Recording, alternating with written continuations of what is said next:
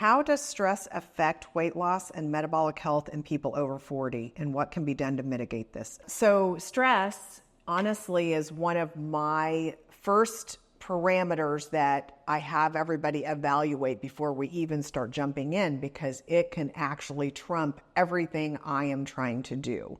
I want you to imagine we're still farmers and you're out in a field and you're working the field and you come across a snake. What's the first thing you do? You scream and your cortisol shoots up, and that gives you the energy to get the heck out of there. Well, what do you do to get the heck out of there? You run.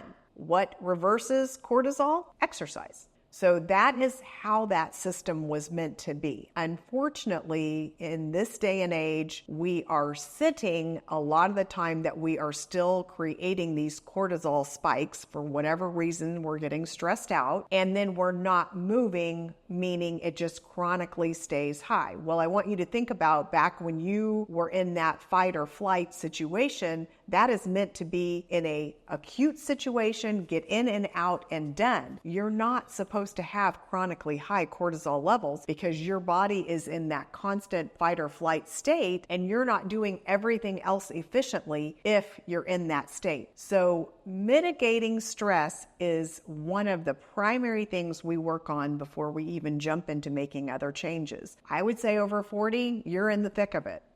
You know, life is throwing us all kinds of curveballs during those years. And so you do have to be mindful about incorporating ways that reverses that cortisol spike. Clearly, the number one way I would recommend, because it also is going to alleviate a lot of other issues, is exercise and creating muscle mass and being active, getting those 10,000 steps a day like we've talked about. But also there are other things that we can do that can help.